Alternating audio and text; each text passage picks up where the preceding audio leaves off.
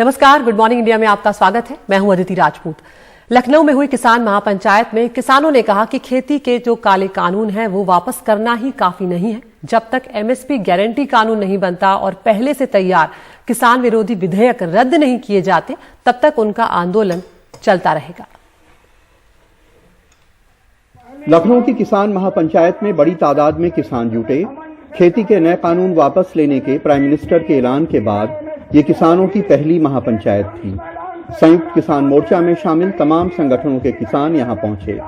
पंचायत में किसान नेता राकेश टिकैत ने कहा कि किसान आंदोलन की मांगें थी कि काला कृषि कानून वापस हो, एमएसपी गारंटी कानून बने, बिजली संशोधन विधेयक वापस हो, बीज विधेयक का ड्राफ्ट रद्द हो, पराली जलाने को अपराध से बाहर करें और 10 साल से पुराना ट्रैक्टर चलाने की छूट हो।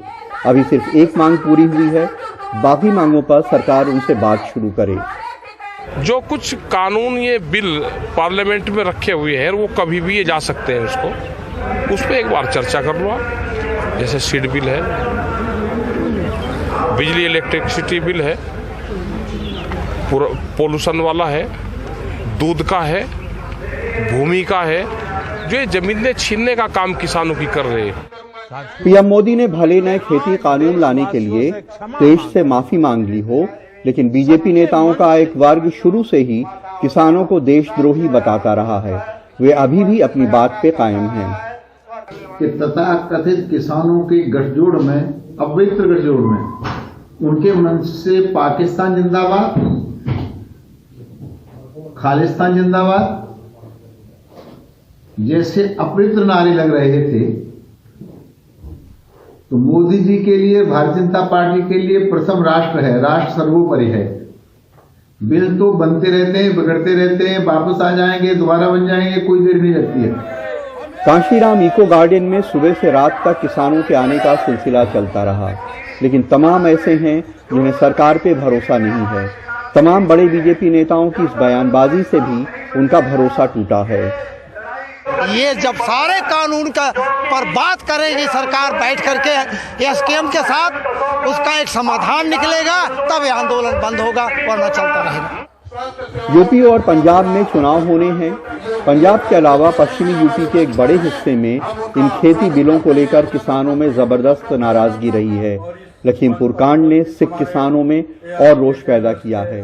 कानून वापसी के ऐलान के बाद अब बीजेपी डैमेज कंट्रोल में लगी है। किसान आंदोलन की बात करते हैं और किसान के बारे में बात करते हैं। मित्रों, बहुत से किसान नेता के नाम पर जाने गए, लेकिन जो काम किसान के लिए किया वह काम मोदी जी के बराबर का किसी किसान नेता ने नहीं किया। इस बात को भी हमको समझना चाहिए। सरकार और किसानों के बीच में एक जबरदस्त ट्रस्ट डेफिसिट है, यानी भरोसे की कमी, और उसके बहुत सारे कारण हैं। चाहे वो अजय मिश्रा के बयान हो, किसानों की मौत पे कोई शोक संवेदना न व्यक्त करना हो, या किसानों को खालिस्तानी आतंकवादी कहने वाले बहुत सारे लोग हों जिसकी किसी ने निंदा नहीं की।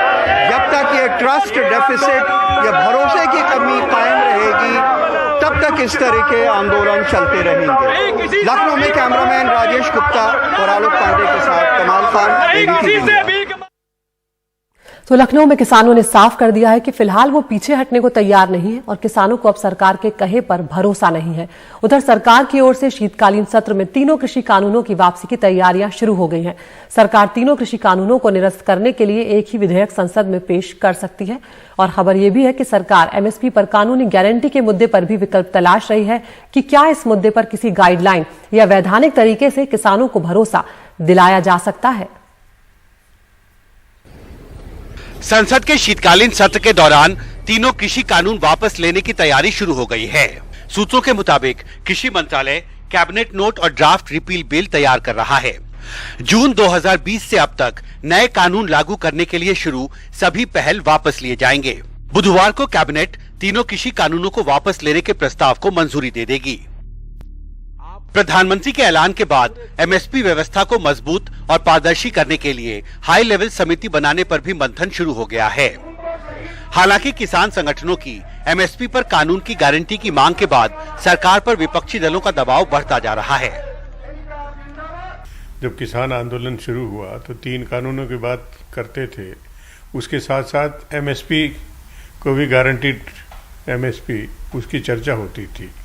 तो ये तो उनकी पुरानी मांग है और वो रखी है तो सही है, क्योंकि सिर्फ 3 कानून वापस लेने से ही पूरा मामला ख़त्म नहीं हो जाता है, उसके साथ साथ बाकी चीज़ें भी रखना और एमएसपी गारंटी देना, कानून बनाना, ये सबसे महत्वपूर्ण है।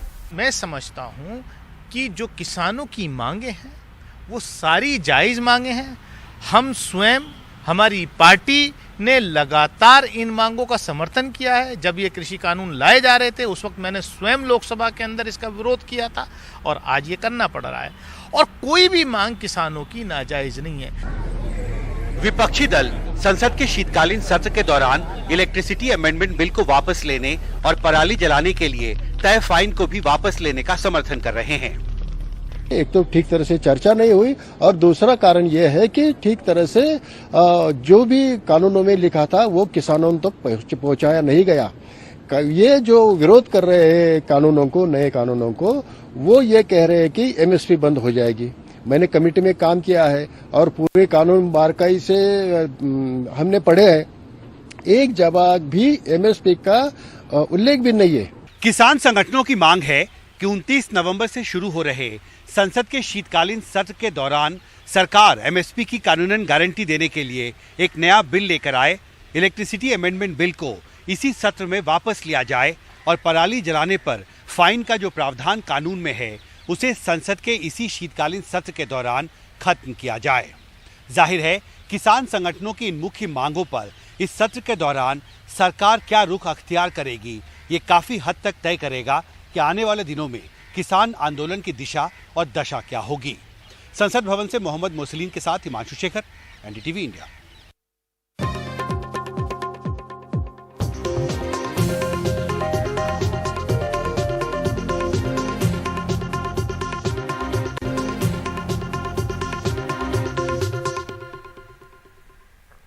वसूली के आरोपों से घिरे मुंबई पुलिस के पूर्व कमिश्नर परमबीर सिंह भगोड़ा घोषित होने के कुछ ही दिनों में सामने आ गए और सीधा सुप्रीम कोर्ट पहुंचे। सुप्रीम कोर्ट से अपनी जान को खतरा बताते हुए संरक्षण भी मांगा और उन्हें कोर्ट से बड़ी राहत भी मिल गई है। सुप्रीम कोर्ट ने परमबीर सिंह की गिरफ्तारी पर रोक लगाते हुए जांच में शामिल होने को कहा है और साथ ही महाराष्ट्र सरकार को नोटिस जारी कर अगली सुनवाई 6 दिसंबर को रखी है। मुंबई के पूर्व पुलिस आयुक्त परमबीर सिंह देश में ही हैं और 48 घंटे के भीतर जांच में शामिल हो सकते हैं। ये जानकारी खुद परमबीर सिंह के वकील ने सुप्रीम कोर्ट में दी, जिसके बाद सुप्रीम कोर्ट ने परमबीर सिंह की गिरफ्तारी पर रोक लगाते हुए जांच में शामिल होने का आदेश दिया है। अदालत में परमबीर सिंह की ओर से कहा गया है कि उनके खिलाफ बुकी और वसूली करने वालों ने एफआईआर दर्ज कराई है। वो लोग उनको गिरफ्तार करवाना चाहते हैं। वो 48 घंटे के भीतर जांच में शामिल होने को तैयार हैं। पूर्व गृह मंत्री के खिलाफ इतने मामले हैं और परेशान उनको होना पड़ रहा है। सुप्रीम कोर्ट ने इस मामले में गहरी चिंता जताई है और कहा है ये तस्वीर हमें परेशान करने वाली लगती है। महाराष्ट्र के पूर्व गृह मंत्री अनिल देशमुख और मुंबई के पूर्व पुलिस प्रमुख परमबीर सिंह के बीच ये लड़ाई अब जिज्ञासु होती जा रही है। ऐसे में सवाल ये है, हम हैरान भी हैं कि फिर आम आदमी का क्या होगा। फरवरी 2021 में एंटीलिया के पास मिली संदिग्ध कार और विस्फोटकों के मामले में परमबीर सिंह के ही चहेते एपीआई सचिन वाजे की गिरफ्तारी के बाद तत्कालीन मुंबई पुलिस आयुक्त परमबीर सिंह और तत्कालीन गृह मंत्री अनिल देशमुख के बीच विवाद की शुरुआत हुई थी। अनिल देशमुख के बयान से नाराज परमबीर सिंह ने मुख्यमंत्री उद्धव ठाकरे को चिट्ठी लिखकर तत्कालीन गृह मंत्री अनिल देशमुख पर 100 करोड़ की वसूली का आरोप लगाकर सनसनी पैदा कर दी थी। नतीजतन अनिल देशमुख को इस्तीफा देना पड़ा। पहले सीबीआई ने, फिर ईडी ने मामला दर्ज कर जांच शुरू कर दी। जवाब में मुंबई और महाराष्ट्र में परमबीर सिंह के खिलाफ जबरन वसूली के मामले दर्ज हुए। गिरफ्तारी के डर से परमबीर सिंह पहले छुट्टी पर चंडीगढ़ चले गए, लेकिन उसके बाद गायब हो गए। मुंबई और ठाणे की अदालत ने गैर जमानती वारंट भी जारी किया, फिर भी वो नहीं मिले तो गोरेगांव पुलिस थाने में दर्ज मामले में अदालत ने परमबीर सिंह को फरार घोषित कर दिया। एक्यूज हाजिर नहीं होता है और वो इन्वेस्टिगेशन के लिए बुलाए जाने के बाद भी वो कोऑपरेट नहीं करता है, और अभी जब कोर्ट उसको प्रोक्लेम्ड ऑफेंडर ऐसे डिक्लेयर करती है तो उसके बाद 30 दिन तक उसको हाजिर होने का चांस रहता है। 30 दिन में अगर वो हाजिर नहीं हुआ तो इन्वेस्टिगेटिंग ऑफिसर सेक्शन 83 सीआरपीसी के तहत एक नया एप्लीकेशन कोर्ट के सामने फाइल करके उस एक्यूज को कोर्ट के सामने इन्वेस्टिगेशन के लिए कंपेल करने की प्रोसेस करती है। उसमें मूवेबल और इमूवेबल जितनी भी प्रॉपर्टीज उस एक्यूज की होती है वो अटैच करने का राइट कोर्ट को होता है। खबर आई थी कि परमबीर सिंह अपनी गिरफ्तारी के डर से देश छोड़कर भाग गए हैं, लेकिन अब उनके ही वकील ने सुप्रीम कोर्ट में बताया है कि वो देश में ही हैं।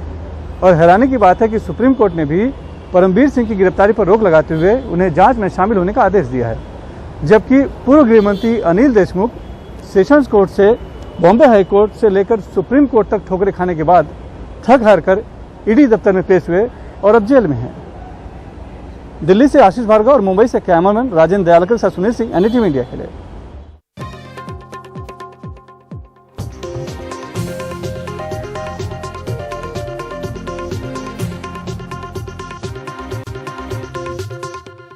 राघव, बहुत बहुत धन्यवाद समय निकालने के लिए। जो आज ऐलान किया गया है आम आदमी पार्टी की तरफ से कि महिलाओं के खाते में हर महीने 1000 रुपए डाले जाएंगे, ये महिलाएं समाज के किस वर्ग से आएंगी, क्या आपको आंकड़े मिले हैं? क्योंकि एक महिला के लिए कौन सी वो साड़ी कैसी अपनी पसंद की पहने या सूट, उससे ज्यादा रोजगार है। क्या समझ है इसके पीछे?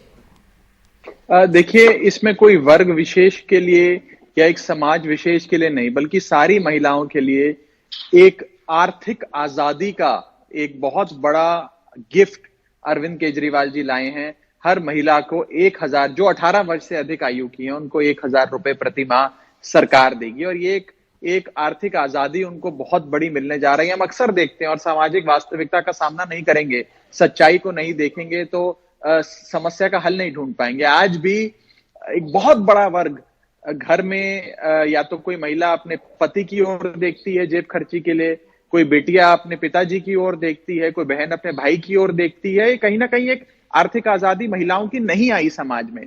उस आर्थिक आजादी को एक लाने की छोटी सी कोशिश आज दिल्ली के मुख्यमंत्री अरविंद केजरीवाल जी होगा ना राघव की जो रोज नौकरी ना करती हो, सरकारी नौकरी ना करती हो या भरे पूरे परिवार से ना हो, वो तो कुछ क्राइटेरिया होगा ना। इसका नतीजे हम एक रजिस्ट्रेशन कैंपेन चलाएंगे। जिन लोगों के पास मान लीजिए जो आर्थिक तौर पर संपन्न है तो जाहिर से वो सामने नहीं आएंगे, लेकिन जो आर्थिक तौर पे संपन्न नहीं है, जिन्हें जरूरत है, चाहे एक अच्छा सूट खरीदने की बात हो या अपना मोबाइल फोन का बिल भरने की बात हो, एक आर्थिक आजादी महिलाओं को देने के लिए केजरीवाल जी तोहफा लाए हैं। ये ऑप्ट-इन माध्यम से हम लोग करेंगे, एक बहुत बड़ा रजिस्ट्रेशन कैंपेन पूरे पंजाब में चलाएंगे और जो महिलाएं रजिस्टर करेंगी उनको सरकार बनने के बाद देंगे। मैं जानता हूं इस बात को कि पंजाब सरकार एक कर्जे में है और लगभग 3 लाख करोड़ का कर्जा पंजाब सरकार पे है। मैं यही पूछने वाली थी, तो कैसे देंगे फिर ये इतना हर महीने 1000 रुपए?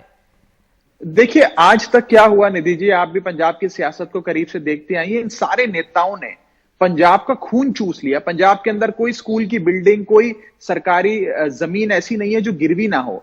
और इन सारे मुख्यमंत्री जो आज तक बने, सबने अपने 7 स्टार होटल बना लिए। मुख्यमंत्रियों के निजी 7 स्टार होटल बन गए, लेकिन सरकार कंगाल हो गई, सरकार पे कर्जा चढ़ गया। हम अपने दाहिने हाथ पे माइनिंग माफिया और अपने बाइने हाथ पे ट्रांसपोर्ट माफिया को नहीं बिठाएंगे कैबिनेट में, जो आज चन्नी साहब की कैबिनेट में हो रहा है। और जब mining, transport, cable TV mafia खत्म होगा, एक आर्थिक मॉडल उसमें से निकलेगा जिसका पूरा ब्लूप्रिंट अरविंद केजरीवाल जी की टीम ने बनाया हुआ है और पूरी कैलकुलेशंस के साथ ये तो राघव को टाइम फ्रेम की कब से ये 1000 रुपए महीने में दिए जाएंगे, जब ये पूरा सिस्टम आप बदल लेंगे तब दिए जाएंगे? क्या टाइम फ्रेम है, कब से शुरुआत होगी? देखिए, सरकार बनने के बाद इसे शुरू किया जाएगा। कौन सी तारीख से करा जाएगा ये मेरे लिए आज कहना मुश्किल है। वो उसके लिए आप हमारे मैनिफेस्टो का इंतजार करिएगा और हम जो रजिस्ट्रेशन डॉक्यूमेंट लेकर आ रहे हैं उसका इंतजार करिएगा। उसमें एग्जैक्ट डेट भी जरूर मेंशन होगी। राघव, ये भी कहा जा रहा है क्योंकि पंजाब के विधानसभा चुनाव में महिला जो है वो एक मास्टर स्ट्रोक है, क्योंकि हमने बिहार में देखा, बंगाल में देखा, जिस तरह के चुनावी बातें महिलाओं की कही गई और वही वहां पे हमने जीत हासिल हुई है। तो क्या यही एक कारण है क्योंकि एक बड़ा वोट बैंक बन गई है महिलाएं? देखिए, वोट बैंक के नजरिए से देखिए या इस नजरिए से देखिए कि आज तक ये होता था कि घर में जो मेल मेंबर होता है, जो आदमी होते हैं, उनकी ओर महिलाएं और युवा बच्चे देखते हैं कि कौन सी पार्टी को वोट देना है। जो घर का बड़ा बुजुर्ग या बड़ा आदमी तय करता है कि भाई इस पार्टी के को वोट देना है, इस निशान पे हमने बटन दबाना है, पूरा घर परिवार मिलकर उसी पार्टी को वोट देता है। आज कहीं ना कहीं महिलाओं को एक चॉइस दी गई है कि अब आप तय करेंगे कि पूरा घर पूरा परिवार किसको वोट देगा। घर का मर्द नहीं, अब आपके हाथ में आजादी है, आप तय करिए और आप जो तय करेंगी पूरी फैमिली पूरा परिवार उसी पार्टी को वोट देगा। तो वो देने की एक छोटी सी कोशिश हमने करी है और मुझे लगता है बहुत सफल कोशिश होगी और एक बहुत ही, मैं फिर कह रहा हूं, एक एम्पावरमेंट, एक सशक्तिकरण की फीलिंग मुझे लगता है कि महिलाओं को इससे महसूस होगी। बिल्कुल। क्या आपको जिस तरह से अरविंद केजरीवाल वहां पर मौजूद हैं और वो कांग्रेस के मुख्यमंत्री पर लगातार निशाना साध रहे हैं, लेकिन कांग्रेस ने 40% सीटें दी हैं इस बार यूपी में महिलाओं को कि उनको देंगे, और वो आपको बेहतर नहीं लगा वो वाला रोड मैप? देखिए, ये जो रिप्रेजेंटेशन की बात है, सीटें इतनी दे देंगे, प्रतिनिधित्व देंगे, ये तो कांग्रेस और बीजेपी हर चुनाव से पहले अनाउंसमेंट करती आई हैं। यहां तक कि विमेन रिजर्वेशन बिल की 1/3 सीटें महिलाओं को दी जाएंगी, कितने सालों से लंबित है संसद में, ये दोनों पार्टियां मिलकर आज तक पास तो कर नहीं पाई। चुनाव से पहले शगुफा छोड़ देती हैं कि हम 40% सीटें दे देंगे, 50% सीटें दे देंगे, इसका कोई मतलब नहीं है। कॉन्क्रीट वादा ये लोग कुछ नहीं करते हैं। कॉन्क्रीट वादा आज अरविंद केजरीवाल जी ने महिलाओं के लिए किया है। ठीक है, और ये सवाल भी, नकली केजरीवाल क्यों कह रहे हैं वो चन्नी को, मैं ये आपसे समझना चाहूंगी, क्योंकि आप देखिए अभी अरविंद केजरीवाल भी ऑटो वालों से बात कर रहे थे और चन्नी भी ऑटो वालों से बात कर रहे हैं, महिलाओं की बात दोनों कर रहे हैं, बिजली की बात दोनों कर रहे हैं। जी, मैं ये संवाद आपसे बातचीत लुधियाना से कर रहा हूं। मैं मंच पे मौजूद था माननीय मुख्यमंत्री अरविंद केजरीवाल जी के साथ, और हमारी आज की ये शाम 5 बजे की सभा ऑटो टैक्सी यूनियंस के साथ लगभग 10 दिन पहले फाइनल हो गई थी। चन्नी साहब जो पंजाब सूबे के मुख्यमंत्री, उन्हें पता लग गया कि हमारी मीटिंग है, उन्होंने 2 बजे ये मीटिंग रख ली और सारे ऑटो टैक्सी यूनियन वालों को बुला लिया और कहा खबरदार जो तुम केजरीवाल की मीटिंग में गए। इतना डर है उनका केजरीवाल। अच्छा है, ये डर होना चाहिए, इस डर के चलते कम से कम शायद 2-4 काम करके दिखा दें। लेकिन जहां तक नकली और असली की बात है, मैं बता दूं कि चन्नी साहब वही अनाउंसमेंट्स करते हैं जो केजरीवाल साहब करते हैं। सोमवार को जो अरविंद केजरीवाल जी अनाउंस करते हैं, मंगलवार को चन्नी साहब वही ऐलान देते हैं। जो मंगलवार को केजरीवाल साहब बोलते हैं वो बुधवार को कर देते हैं। तो कहीं ना कहीं एक डुप्लीकेट माल पंजाब की मार्केट में उपलब्ध हो गया है, जहां ओरिजिनल भी है और डुप्लीकेट भी है। लोग ओरिजिनल चुनेंगे, डुप्लीकेट को नहीं चुनेंगे, ऐसा मुझे लगता है। लेकिन अरविंद केजरीवाल किसी भी शब्द का चयन बहुत सोच विचार के करते हैं। अब चरणजीत सिंह चन्नी एक सरदार हैं, अनुसूचित जाति से आते हैं, तो कहीं भारी तो नहीं पड़ जाएगा पंजाब में? नहीं, इसमें कोई जाति विशेष का या वो किस धर्म से आते हैं उसका तो कोई ताल्लुक ही नहीं है। हम सारे धर्मों में और सारी जातियों में विश्वास रखते हैं, सबका प्रतिनिधित्व करते हैं। लेकिन आज एक उनकी गवर्नेंस मॉडल पे कि केजरीवाल साहब ने एक तंज कसा है और उस पर अपने एक एनालिसिस दिया है। इसमें उनके धर्म या जात से कुछ या बिरादरी कौन से भाईचारे से आते हैं वो लेना देना नहीं है। उनकी बिरादरी का, उनके धर्म का तो हमारे मन में बहुत सम्मान है। लेकिन आज उनके गवर्नेंस मॉडल का आप देखिए, मैं आपको एग्जाम्पल देता हूं। केजरीवाल साहब ने कहा मैं बिजली मुफ्त करूंगा, 4 दिन बाद चन्नी साहब कहते हैं मैं बिजली मुफ्त कर दूंगा। लेकिन वो तो मुख्यमंत्री हैं, अगर चन्नी साहब चाहें तो बिजली मुफ्त कर सकते हैं, ऐलान करने की आवश्यकता तो नहीं बने। अब राघव, मैं आपसे ये जानना चाहूंगी, अब जिस तरह से अगर दिल्ली के मुख्यमंत्री आते हैं पंजाब में और वो कांग्रेस के चरणजीत सिंह चन्नी पर आरोप लगाते हैं, क्या माना जाए मुख्य प्रतिद्वंदी पंजाब में कांग्रेस ही है, बीजेपी या और जो अन्य दल हैं वो कुछ नहीं है, या उससे कुछ आपकी बात हो सकती है? देखिए, ये सारी पार्टियां निधि जी एक होकर लड़ेंगी अरविंद केजरीवाल को और आम आदमी पार्टी को रोकने के लिए। 2017 के चुनाव में बीजेपी और अकाली दल ने अपना वोट कांग्रेस को ट्रांसफर कर दिया कि कहीं आम आदमी पार्टी ना जीत जाए, और ये बात अकाली दल के सांसद नरेश गुजराल ने, भारतीय जनता पार्टी के मंत्रियों ने कैमरे पे कही कि हमने अपने सारे वोट कांग्रेस को दे दिए। कांग्रेस दौड़ में आ गई थी हमसे, वो आम आदमी पार्टी को रोक सकती थी और वही हुआ, उन्होंने हमें रोक दिया।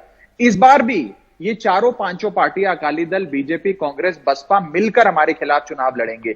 इनसे हम इनमें से इनको अलग अलग नहीं देखते हैं, ये सब एक ही परिवार के हैं, आपस में सत्ता बांट के अपनी जो 75-25 की पार्टनरशिप के तहत काम करते हैं। हम इन सब से चुनाव लड़ रहे हैं और आम आदमी इस बार जीतेगा, ये सारी पार्टियां हारेंगी। और एक चीज मैं बता दूं, यहाँ पंजाब की राजनीति थोड़ी और अलग टाइप की निधि जी। यहाँ सत्ता में जो होता है, चेहरा, आपसे अब आखिरी में सवाल वही कि चेहरा कौन होगा? अगर जीत भी जाए बहुत बड़ी बधाई आपको पहले से, लेकिन चेहरा कौन होगा सीएम का? कहीं बात तो नहीं कर रही हूं मैं उनसे। नहीं, मैं पंजाब का इंचार्ज होने के नाते पार्टी का आपको एक कहना चाहता हूं कि आम आदमी पार्टी एक मुख्यमंत्री पद के उम्मीदवार का नाम घोषित करके चुनाव लड़ेगी। दूसरा, वो शख्स पंजाब से होगा। तीसरा, वो पंजाब की आन बान शान कहलाने लायक होगा। हम इस बार बिल्कुल अपना सीएम फेस अनाउंस करके चुनाव लड़ेंगे, चुनाव जीतेंगे।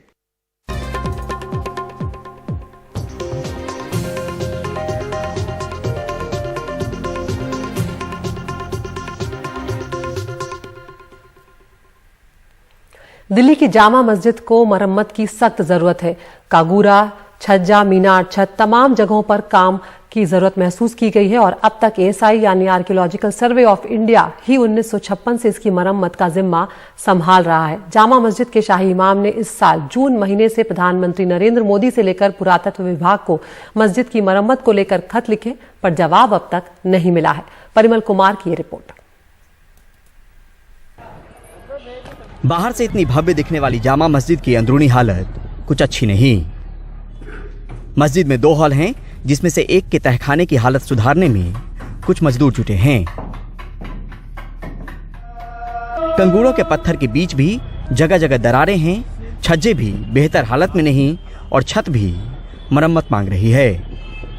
छतों का काम बहुत जरूरी है, इसी तरह छज्जाज का काम बहुत ज़रूरी है। मीनारों के जो पत्थर बहुत ज़्यादा ख़राब हो गए हैं उसका काम ज़रूरी है। तो ये बहुत सारे काम हैं जो एमरजेंसी में होना ज़रूरी है। छज्जाज की हालत बहुत ज़्यादा ख़राब है और गेट नंबर 1 और गेट नंबर 3 तीनों के ऊपर कई पत्थर ऐसे कमज़ोर हो गए। छोटी छोटी जो मीनारें हैं वो कमज़ोर हो गई हैं, कई तो गिर गए और कई गिरने वाले हैं। इस साल जून के महीने में प्रधानमंत्री नरेंद्र मोदी को भी खत लिखा गया और एएसआई को भी। आर्कियोलॉजिकल सर्वे ऑफ इंडिया के इंजीनियर मुआयना करने भी पहुंचे, लेकिन काम शुरू नहीं किया गया। बारिश का पानी गुंबद से लेकर इस पूरे ढांचे को जगह जगह से नुकसान पहुंचा रहा है। इमाम साहब, प्रधानमंत्री जी को कब चिट्ठी लिखी थी आपने और क्या आगे भी लिखने वाले हैं? मैंने अभी इसी साल चिट्ठी लिखी है, जैसे मीनार का वाकया अभी ये 3-4 महीने पहले हुआ था और आगे अब मैं फिर लिखूंगा। मैंने अभी कुछ फुटेज वगैरह तैयार कराए हैं और वो प्राइम मिनिस्टर को मैं भेजूंगा कि साहब ये हालत है इसकी। आखिरी बार 3 साल पहले एएसआई ने कुछ काम तो किए, पर अब फिर से इसकी मरम्मत जरूरी है। इसका एक अपना मुकम्मल इतिहास है, लेकिन वर्तमान मुश्किल भरा। वैसे भी विरासत को सहेजना, संभालना है तो सही से रख रखाव जरूरी है। कल की इसकी भव्यता आज और आने वाले कल में भी बरकरार रहे, इसलिए आज की ये कोशिश जरूरी है। नई दिल्ली से परिमल कुमार, एनडीटीवी इंडिया। मध्य प्रदेश की बात करते हैं, जहां पर ऐतिहासिक शहर बुरहानपुर में एक शख्स ने ताजमहल जैसी आकृति का एक शानदार घर अपनी पत्नी को तोहफे में दिया है। पेशे से शिक्षाविद आनंद प्रकाश चौकसे ने 4 बेडरूम का ये घर हूबहू ताजमहल की तरह बनवाया है। इसके अलावा इस घर में एक बड़ा हॉल, रसोई घर, लाइब्रेरी और ध्यान करने का कमरा भी है। इस घर को बनवाने में करीब 3 साल का वक्त लगा, जिसमें राजस्थान के मकराना का पत्थर लगाया गया है और घर का फर्नीचर मुंबई के कारीगरों ने तैयार किया है। वहीं घर में की गई नक्काशी बंगाल और इंदौर के कारीगरों ने की है।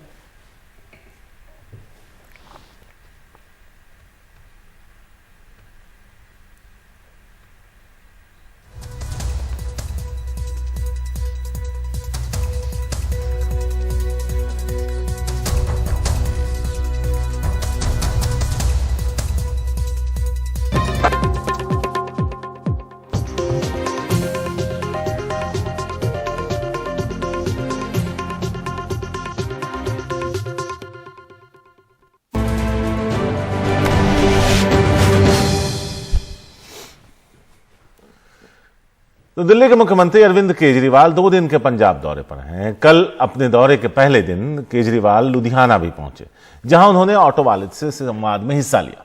यहां एक ऑटो वाले ने अरविंद केजरीवाल को अपने घर पर खाने का न्योता दिया, जिसे अरविंद केजरीवाल ने मान लिया।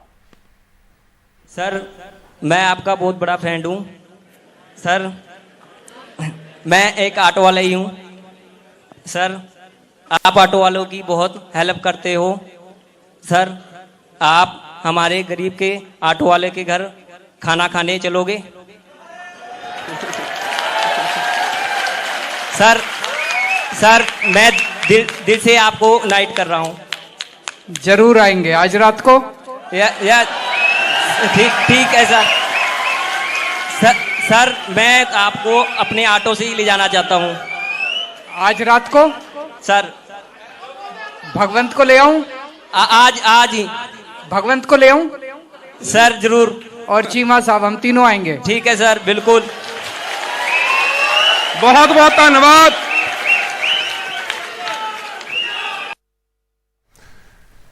तो अरविंद केजरीवाल ने ऑटो वाले के न्योते को स्वीकार कर लिया और वो ऑटो में सवार होकर उनके घर रात को खाना खाने पहुंचे। केजरीवाल के साथ भगवंत मान और हरपाल सिंह चीमा भी थे। अरविंद केजरीवाल जब ऑटो वाले के घर खाना खाने पहुंचे तब हमारे सहयोगी शरद शर्मा ने केजरीवाल और ऑटो चालक से एक्सक्लूसिव बातचीत की। लुधियाना में आज कुछ ऐसा हुआ जो आमतौर पे होता नहीं है। एक ऑटो ड्राइवर ने दिल्ली के मुख्यमंत्री अरविंद केजरीवाल को खाने पे इनवाइट किया और अरविंद केजरीवाल दिल्ली के मुख्यमंत्री उनके घर खाने पे आ गए हैं। सबसे पहले सर आपसे इनवाइट किया इन्होंने और आप अपने सीधा हाँ कर दी, कैसे हुआ ये? इन्होंने, मेरे को भी उम्मीद नहीं थी। ऑटो ड्राइवर्स के साथ जो मीटिंग चल रही थी, ये खड़े हुए, इन्होंने हाथ उठाया, कोई माइक इनके पास लेके गया। मैंने सोचा कोई क्वेश्चन पूछेंगे। इन्होंने खड़े होकर कहा कि मेरे घर खाने के लिए आएंगे। तो मैंने कहा हाँ ज़रूर आएंगे और बहुत प्यार से इन्होंने बुलाया कि कोई ना कर ही नहीं सकता था। और अब मैं, भगवंत जी और हरपाल चीमा, हम तीनों आज इनके घर पे खाने के लिए आए हैं। और आपको लगता है कि इस तरह से आप इन्विटेशन एक्सेप्ट करेंगे तो कल से दूसरे तो छोड़िए, अपने पार्टी के वॉलंटियर्स ही लग जाएंगे इनवाइट करने के लिए? जितनों के घर जा सकता हूँ मैं जाऊँगा। मेरे लिए सौभाग्य की बात होगी। सर एक चीज़ पूछना चाहूँगा, आप पंजाब के दौरे पर हैं, मुख्यमंत्री हैं पंजाब के, वो ये कह रहे हैं जो आपने योजना लॉन्च करी है महिलाओं के लिए, वो कह रहे हैं कि महिलाएं जो हैं वो अपना हक चाहती हैं जो कांग्रेस उनको दिलवा रही है, वो मुफ्त की चीज़ें नहीं चाहती हैं, वो ये कह रहे हैं। मुझे दुख है कि क्या चन्नी साहब का ऐसा स्टेटमेंट आया? हाँ, उन्होंने कहा आज। अगर उन्होंने ऐसा कहा है तो ये दुख की बात है। मैंने क्या बोला है? मैंने ये बोला है कि हमारी सरकार बनेगी तो हर महिला को, 18 साल से ऊपर की हर महिला को हर महीने 1000 रुपए उसके अकाउंट में डलवाएंगे। तो वो इसका क्यों विरोध कर रहे हैं? उन्हें तो खुश होना चाहिए। इससे पहले ही वो बात बोल रहे हैं, मतलब इस पर्टिकुलर इस पे नहीं। सारी महिलाएं हैं, आप सबसे पूछ लीजिए। आज मैंने देखा टीवी चैनल सड़क पे महिलाओं से पूछ रहे थे, सारी महिलाएं इतनी खुश हैं कि भाई चलो हमें 1000 रुपए महीना मिल जाएंगे। अब जैसे कोई गृहिणी होती है, यही गृहिणी है, अगर इनको 1000 रुपए महीना मिलेगा तो ये अपने लिए 100 चीज़ें ला सकती है, बच्चों के लिए कुछ कुछ ला सकती है। एक कॉलेज जाने वाली बच्ची है, उसको उसकी कॉलेज की शिक्षा अच्छी मिल सकती है अगर 1000 रुपए महीना मिलेगा।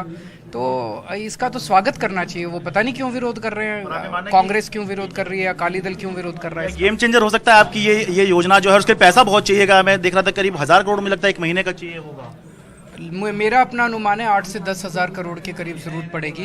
और पंजाब का बजट 2 लाख करोड़ रुपए के करीब है। तो इतना तो हम अपनी बहनों को दे ही सकते हैं। अच्छा, थोड़ा सा इनसे पूछता हूँ, नर्वस हो रहे थे, अभी भी नर्वस हो रहे हो जब इनवाइट किया मुख्यमंत्री को, और अभी भी जब आपके यहाँ डिनर किया है तभी भी नर्वस हो रहे हैं आप? जी नहीं सर, मैं अंदर से इनवाइट किया है दिल्ली में। अच्छा, अब ये घर पे आएंगे आपके? ये हमारे पूरे परिवार के साथ घर पे आएंगे डिनर करने के लिए। अच्छा, हाँ बताइए। सर मैं बहुत खुश हूँ, अंदर से नहीं हो रहा हूँ, बहुत अंदर से खुश हूँ। मतलब मैं बयान नहीं कर सकता हूँ। मतलब क्या सोच के आपने इनवाइट किया? मतलब हमने नहीं देखा है। नहीं सर, मेरे दिल में आया हाँ कहने के लिए। तो मतलब आप फैन हैं या?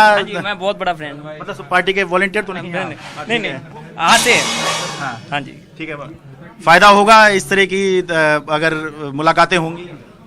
फायदे के लिए नहीं आए, इसके प्यार को देख कर आए हम। फायदे ये इलेक्शन वैक्शन बाद में चलती रहती है। जिस प्यार से दिलीप तिवारी ने इनवाइट किया कि क्या आप मेरे घर आएंगे, शायद इनको उम्मीद नहीं थी। अरविंद जी ने झट से बोल दिया कि आज ही रात को आ जाएं और हम तीनों आ जाएं, तो उन्होंने कहा कि ठीक है जी।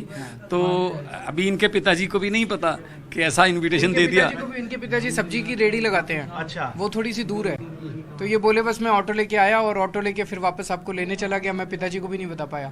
अभी थोड़ी देर में जब इनके पिताजी आएंगे घर तब उनको पता चलेगा कि आज। बस एक आखिरी सवाल, 2013 में ऑटो वाले तो आपके साथ रहे हैं पहले से, पर बीच में चुनाव में नहीं आए और फिर से आप ऑटो पे खूब फोकस कर रहे हैं। दिल्ली के सारे ऑटो वाले हमारे साथ हैं शरद, पूरे सारे दिल्ली के ऑटो वाले हमारे साथ हैं, एक ऑटो वाला हमारे साथ है। चलिए सर, बहुत बहुत धन्यवाद। ओके दिलीप भाई। लुधियाना से अपने सहयोगी कैमरा पर्सन अश्विनी मेहरा के साथ मैं शरद शर्मा, एनडीटीवी इंडिया।